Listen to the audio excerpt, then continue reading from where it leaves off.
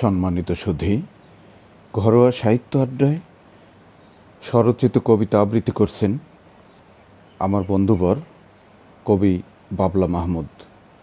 আমি কবিকে তার স্বরচিত কবিতাটি আবৃত্তি করার জন্য বিশেষ অনুরোধ করছি। ধন্যবাদ মাহাতো ভাই, আপনাকে কবিতার আজকে আমাকে সুযোগ দেওয়ার জন্য। আজকে আমার কবিতার নাম প্রতিশোধ। উঠাও এবার সূর্য ছেনা তোমাদের নতশির, তবেই তুমি ইতিহাস, তবেই তুমি বীর।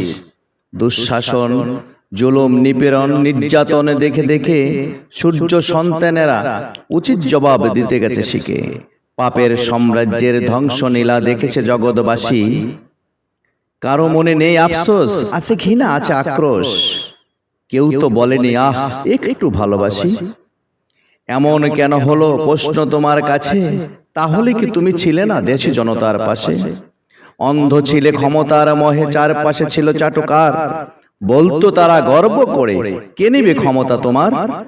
চাটার দলের ফাঁদে পড়ে দেশ জনতার রসাতলে লুটে পুটে খেয়ে সবকিছু করেছো খালি। এজন্যই ফেসিবাদী স্বৈরাচার লুটেরা বলে দেশের জনগণ দিচ্ছে তোমায় গালি। এটাই তোমার প্রাপ্তি ছিল, পাপের বড় পুরস্কার। যারা দিত সম্মান তারাই এখন করছে তিরস্কার। ঘৃণিত তুমি, পাষণ্ড তুমি, নেই কোনো মমত্ব বোধ। সে কারণেই দেশ জনতা নিচ্ছে তাদের প্রতিশোধ। পরের বিনাশ করতে রেখেছিলে গর্ত খুঁড়ে, নিজের আজকে বিনাশ হলে নিজের গর্তেই পড়ে। ধন্যবাদ।